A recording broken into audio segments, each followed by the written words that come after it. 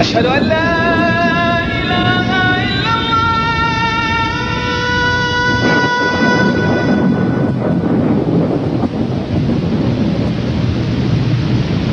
أشهد أن لا إله إلا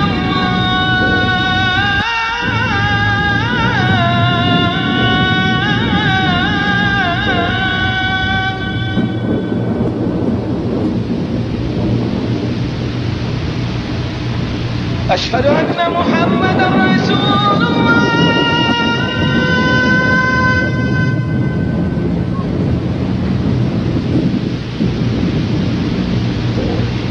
أشهد أن محمدا رسول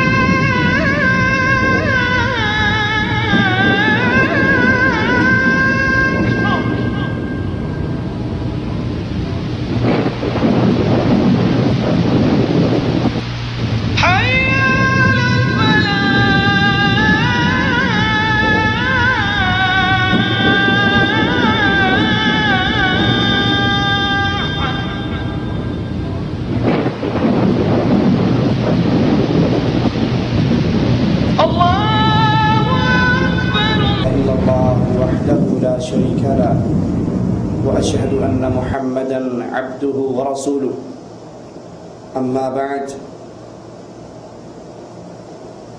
أعوذ بالله السميع العليم من الشيطان الرجيم من همزه ونفخه ونفثه بسم الله الرحمن الرحيم ان کے پاس جو جاتا ہے گود ہری کر کے واپس آ جاتا ہے. اگر کوئی بھکاری ہے اس بھکاری کے لیے داتا علی حجویری کا دروازہ موجود ہے. یہ مختلف ہستیوں کو ہم نے مختلف مکان اور مقام عطا کر دیا ہے اور پھر ان کے ہاتھ میں سب کچھ تسلیم کر لیا. یہ جو چاہتے ہیں کر گزرتے ہیں. یعنی انتہائی دکھ کے ساتھ اور افسوس کے ساتھ کہنا پڑتا ہے جن معاملات کو کفار مکہ سمجھ گئے تھے, اللہ کی توحید کے جن حصوں کو وہ مانتے تھے, ہم کلمہ پڑھ کر بھی ان کو نہیں مانتے. صحیح مسلم میں آتا ہے کفار مکہ جب بیت اللہ کا طواف کرتے تو وہ یہ آواز لگایا کرتے تھے لبیک اللہم لبیک لبیک لا شریک لک لبیک الا شریکا لک تملکہ وما ملک. اللہ ہم حاضر ہیں, تیرے کوئی شریک نہیں, تیرا کوئی ساتھی اور ساتھی نہیں. ہاں کچھ ہیں جن کو تو نے خود نوازا ہوا ہے, ان کی حیثیت کیا ہے؟ تملکہ, ان کا مالک بھی تو ہے, ان کے اپنے اختیار میں کچھ نہیں ہے, ان کا مالک بھی تو ہے. ہاں بس ہؤلاء شفعاؤنا عند اللہ, ہماری ان تک رسائی ہے اور ان کی تیرے در تک رسائی ہے. ہم نے ان باتوں کو بھی سمجھنے سے انکار کر دیا, قاصر ہو گئے. ڈرائیونگ سیکھ لئی پیٹ بھرنے کے لیے, انگلش بولنا سیکھ لی دال روٹی کمانے کے لیے، کمپیوٹر کے ماہر بن گئے، دھندا اپنا گھر کا کاروبار، کچن کی سروس یہ چلتی رہے، پیٹ بھرتا رہے، جیب بھرتی رہے، پگار ملتی رہے. لیکن اگر نہیں سیکھنا تو صرف ایک اللہ کی توحید کو نہیں سیکھنا جو اس دال روٹی سے، اس کچن سروس سے اور دنیا کی ہر چیز سے زیادہ قیمتی ہے. کیونکہ پگار آئے گی تو جیب بھرے گی، جیب بھرے گی تو پیٹ بھرے گا، اور اگر پیٹ خالی رہے گا تو یہ زندگی ختم ہوگی، میں موت کے منہ میں چلا جاؤں گا، صرف اتنا ہی نقصان ہوگا. لیکن اگر اللہ کی توحید کا علم نہ ہوا تو پھر اس کا نتیجہ صرف موت سے نہیں ہے، بلکہ ایک ایسی وادی کے اندر ڈالا جانا ہے، ایک ایسی جہنم کے اندر پھینکا جانا ہے جس کے اندر اللہ کے عذاب کی وہ شکلیں ہیں جس کو انسان تصور میں نہیں لا سکتا.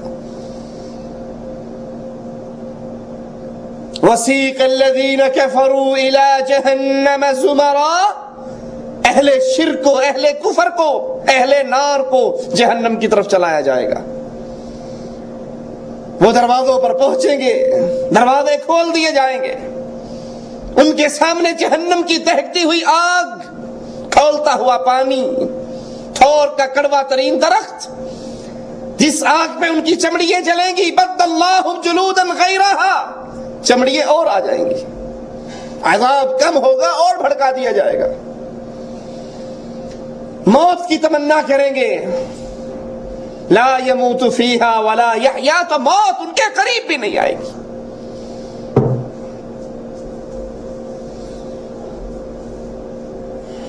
جس کے اندر تمنا ہوگی، کہیں گے اہل جنت کو دیکھ کر انفیضوا علینا من الماء او مما رزقکم اللہ. جنتیو، جاننے والے، دوست احباب، نصیحتیں کرنے والے، ایک قطرہ پانی کا، ایک گھونٹ پانی کی، ایک لقمہ کھانے کا ہمیں دے دو.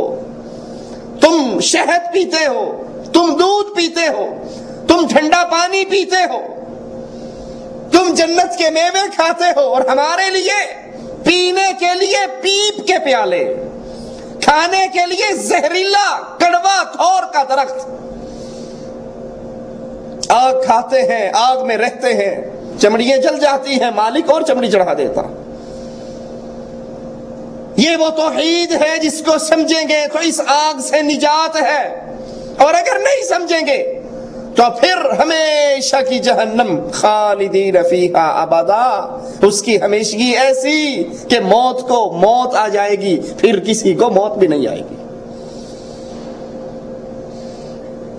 کفار مکہ نے اس بات کو سمجھا کہ جن کو ہم پوجتے ہیں اللہ کے اولیاء، یہ صرف سفارشی ہیں.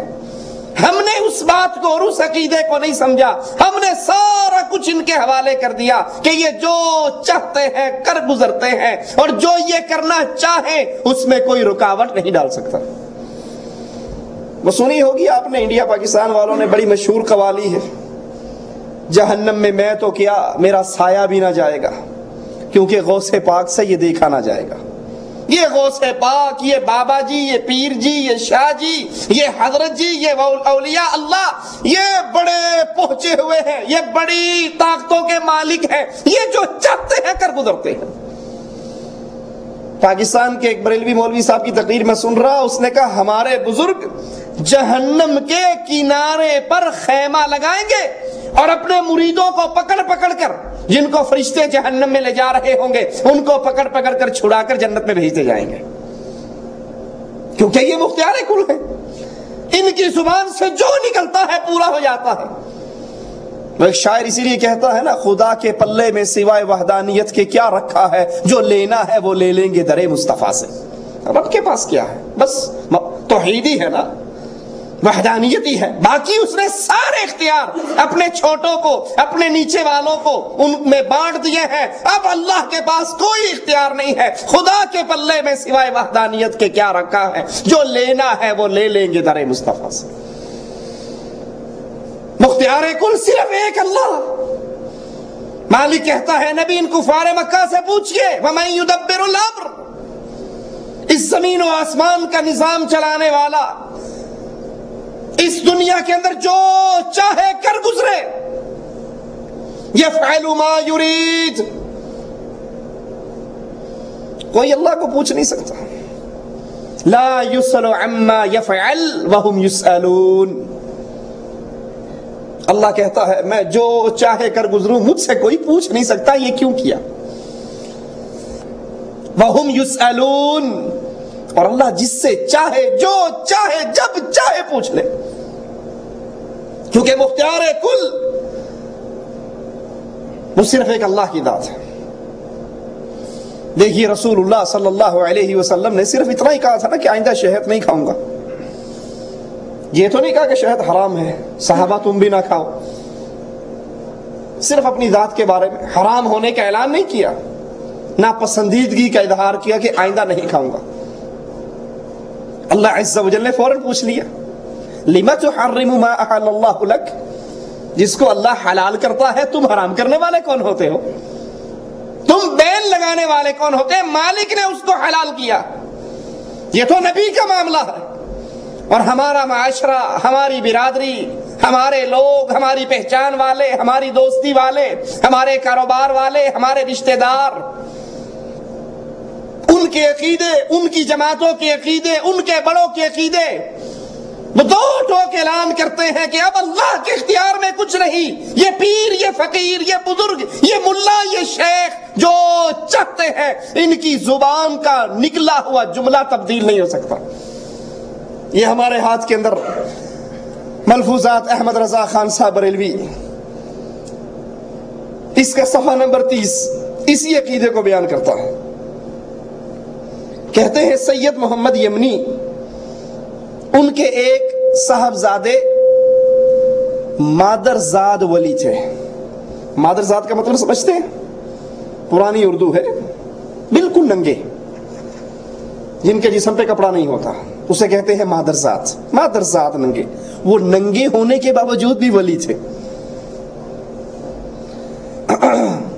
اور ویسے آپ کہیں انڈیا پاکستان کی کسی مسجد میں جا کے نماز پڑھنے کے لیے سر سے ٹوپی اتار دو اور ننگے سر نماز پڑھنے لگ جاؤ، کیا خیال ہے؟ بڑی مشکل سے ہی کوئی مسجد ملے گی جس میں آپ کو نماز پوری کرنے دیں. نہیں کہ دوران نماز ہی ٹوپی اٹھا کے آپ کے سر پہ رکھیں. گستاخ، وہابی، بے ایمان، ننگے سر نماز پڑھ رہا ہے، بڑا گستاخ ہے یہ. اور یہ الٹی گنگا کی سمجھ نہیں آتی، جو سر ننگا کرے وہ گستاخ، اور جو سارا کچھ ننگا کر دے اب یہ کنفرم ولی ہے. یہ پہنچی ہوئی سرکار ہے، انہیں کچھ نہیں کہتا. تو کہتے ہیں وہ بالکل ننگے مادرزاد ولی تھے.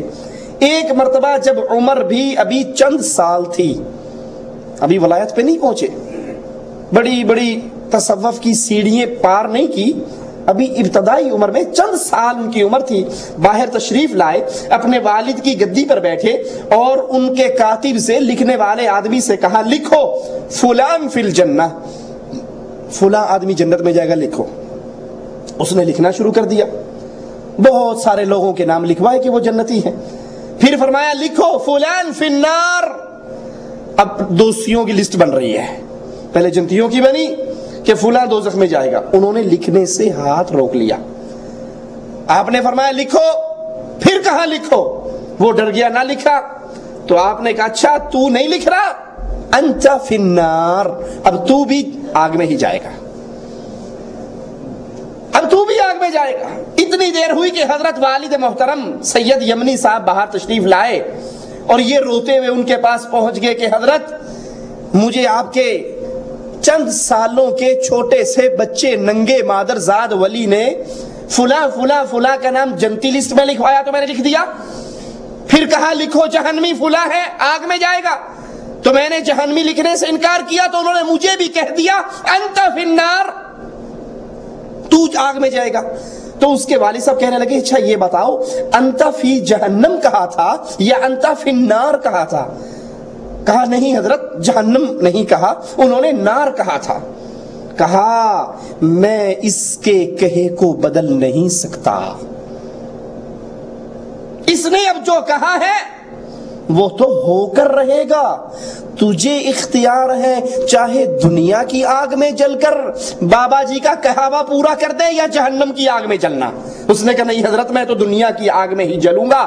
فوراً آگ بھڑکائی گئی اور اس کو آگ میں ڈالا گیا اور وہ جل گیا، کیونکہ ننگے مادر زاد ولی نے کہہ دیا تھا کہ یہ آگ میں ہے. اب جو اس نے کہا وہ تبدیل نہیں ہو